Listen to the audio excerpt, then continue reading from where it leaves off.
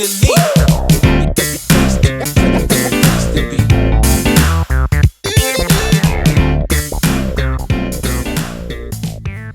and welcome back to the Cities and Charlotte. We're all staying safe and well, and our player rating show, City 3, Fulham 2, just about, wasn't it? Yes, a few little problems, but I think we got away with one there, didn't we? I think we deserved to adjust, but you watch the highlights and it looked Fulham were all over us, but didn't seem like that on the day. But thank you, Edison. That's all I can say. It was a 3 p.m. kickoff, of course, match day 7 of the Premier League. Simon Bajkowski is in charge of the ratings for the Manchester Evening News. I'll give a couple we differ on. I'll give you his views and then I'll give you my views. If you are new to the channel, please push those buttons, that subscribe button and the bell notification. All these vlogs are coming out, everything of course, City past, present, and as long as I can keep going, and I do film and TV stuff as well, so check that out, guys. Right, we won't waste any more time, let's get on with this. Let's talk about Edison. I can't talk about Rodri this season, can we? Let's talk about Edison. Yeah, made an excellent save, said Simon, to stop City going behind, and then did well to prevent them conceding another. Yeah, just stayed big, did his job, and at this point in time with our defence, he needs to do his job, doesn't he? So all credit to him. Yeah, 2 or 3 good, big, making him big himself, big saves. Nothing spectacular, no diving particularly saves, just one-on-ones, which is what he's always getting criticised for in the past, isn't it? But perhaps he's finally sorted that. Perhaps Ortega's taught him a few of his tricks. All we need now is Edison to teach Ortega a few of his tricks as well. I give him an 8, and Simon gave him an 8 as well, so did very well. Simon said push forward as he can, but Traore should have scored twice after escaping Lewis's attention at the back. I always had I must admit, the last time we played and Traore was playing, he didn't do that much, so I was sort of getting over the fact how I used to get worried every time Traore played against us, but I'm back to being worried now because he could have easily damaged us more than he did today. And Lewis is not a defender. It just isn't a defender, and of course he looks at that first half, that first chance at Traore, and it looks as though Lewis had it under control. Next minute, Traore's got the ball, he's racing away to take on Edison. I don't know what Lewis was doing there. But then again, as I said, you can blame Lewis, but I mean, the rest of the defence is probably just as culpable as well. Not a disaster from Lewis, it was okay, but I don't think he'll remember this game very fondly, looking back. Not a very memorable game for him. And after all the nice things Pep's been saying, it's typical, isn't it? You get praise and then it doesn't quite go as well as you'd expect or you want. Akanji, Simon said, kept his composure during a sticky spell for the home team, but was caught out for the first goal. Yeah, I think we're all caught out for the first goal. I've just watched the goals back now, and I couldn't say, yeah, it's him or it's him or it's him. Collectively, the defence was poor on occasions, as simple as that, and he's got to take some share of that, but I'm not going to particularly. That back heel from Jimenez was absolutely brilliant. It looked good from our end, and that was up the other end of the stadium. Yeah, Simon's given him a 6, Akanji. I'm going to give him a 6 as well. Diaz, always vocal, came up with some important contributions, said Simon at the back, although there were a few struggles. Joined the club. Same as Akanji for me. What I said about Akanji collectively with the defence, a block or two from Diaz I did notice as well. But yeah, I can like Akanji. I'm just going to give him a 6, and Simon's given him a 6 as well. Gvardiol escaped it a little bit because he was allowed to get forward a bit more, wasn't he? Made a number of excellent blocks, said Simon. I remember a couple, and interceptions to keep City's position in the game. Yeah, I remember one towards the end of the game, wasn't it? Which was a vital block. And in fact, he was allowed to wander a little bit more forward. Perhaps he escaped some of the criticism of the defence. And I thought when he did have to defend, he didn't do too badly, I don't think. So I'm just giving him an 8. I'm not going to be as high as that. I'm just going to give him a 7. As I say, I don't know why Simon's given me. I certainly won't put him on a par with Edison. So I give him a 7. Simon give him an 8. Kovacic still hasn't found his sweet spot in front of the defence, said Simon. We'll give him a chance. But more than made up for that with 2 moments of quality at the other end, yes. Yeah, and what can you say? 2 good goals. I don't think he played too badly overall. I think he did very, very well today. I don't remember him misplacing too many passes or making errors, and say it's a position he's getting used to, isn't it? Simon's given him a 7. I've given him joint top score with Edison. I'd give him an 8. Kovacic. I think he got the man of the match from City, didn't he? But yeah, I'd give him an 8 today. Gundo, some bright exchanges early on, said Simon, with Haaland, and a header glance wide, only for his influence to fade. Yeah, I think that's just about sums up Gundo. Unless he gets a deflection in front of goal, it doesn't look as though he's ever going to score. I mean, of course, he has scored, but a little bit fortunate to say the least. And I think he should have had at least one goal today as well from looking back. He's just lost his touch. He looked okay at times, not a disaster from Gundo, but it's a bit of a leggy midfield, isn't it? You know, you got Gundo and Kovacic, and they're not exactly young legs there, are they? And against some teams, they probably get bypassed a bit.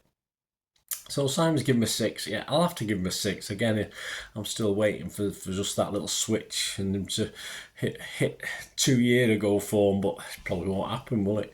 Foden, Simon said, did well for the second goal. He's coming into form, but still plenty of moments he wasn't decisive where the Foden of last season would have been. I thought he was okay, Foden. I thought he was much better. Signs of progress, at least a step forward. Probably get injured now, playing for England. Touch wood, Bernard. Not get injured, playing for England, hopefully. Touch wood. Yeah, so no, I'm glad. I think he's getting back into it. I thought I saw some nice little signs today. Simon's giving him a 6. I've plumped for 6.5. I think he deserves a little bit more than that. Bernardo, Simon said, not everyone's favourite choice on the right wing, he isn't, but it was too good for Robinson for most of the afternoon. Did well to set up the second. Yes. Yeah, we lose that. We lose his legs, don't we? If he's just stuck out on the wing, I mean, we know he's up and down, left and right, diagonally. That's what Bernardo does. We lose that ability in and around the box as well. He can make those little bit of space in the box. And when he's stuck out on the wing, you can't do that. It was tidy, I thought, today. Not spectacular. The assist, all right, was a lot more work to finish it off. But yeah, I think he's more of a threat than the bloke on the other wing, wasn't he? But he played okay, but as I say, I think Bernardo's wasted out there. But obviously that's where Pep has to play him because of the system he's adapted. He's adapting, I suppose. Simon's given him a 7. I'd have to agree with that. I'd give him a 7 as well. Grealish, yes, Simon said not involved in the first half, or not involved enough in the first half. Although when he did get the game, he set up Silva and then played through for Foden for the second goal. So yeah.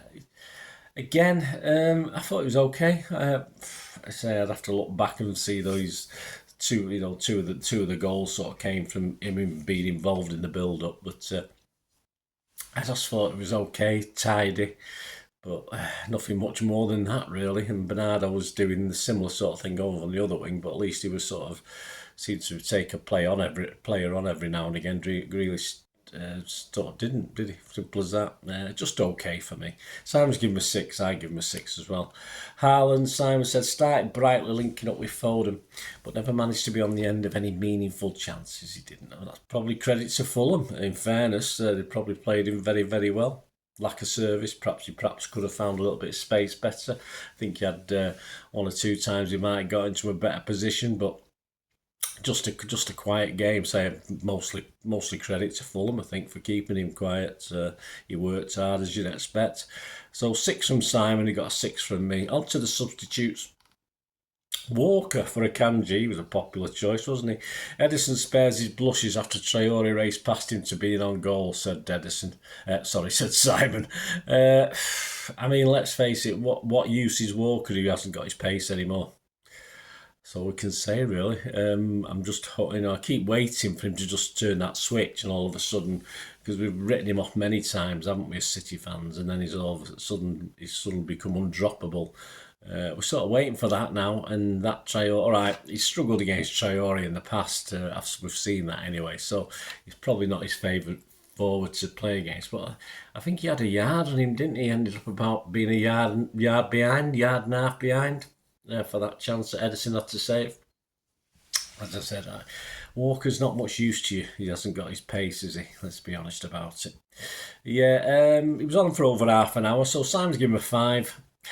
I'd have to give him a 5 as well. He didn't add anything for me. Doku for Grealish again. He came on for just over half an hour. He came in the 62nd minute. Did not give City the control they wanted, said Simon, losing possession in his own half. Then he scored and all was forgiven. Yeah, Great goal. I mean, it was, it's just sort of wiggled in the air and the goalie couldn't get to it, would it? Just wellied it, moved inside. Yeah, great goal. Simple as that, I say. But apart from that, I don't remember too much. 7 from Simon. And I'll give him a mark because he was on for over half an hour. I'll give him a 7 as well. Guys, I can't mark because he weren't on long enough. Stones for Foden on 78 minutes. Simon said lost his man for Fulham second. He's only given him a 5. I think I'm not marking him anyway because he wasn't on half an hour. But I just watched that back literally before doing this, and he was no worse than any others of our defenders. We're all marking empty space, but it's not his fault. It's just the malaise of the back line at the moment, and he's the guy who's come on late as well, so he's not up to shift, is he, with what's going on? So no mark from me anyway. I don't mark him, but I think 5 from Simon's a bit harsh. Nunes for Gundo on 89 minutes, no time, of course. That was, I think, just a waste a bit of time, I think, wasn't it, that one? So there you go, guys. Man of the match. City give it Kovacic. Yeah, Kovacic or Edison for me. Possibly.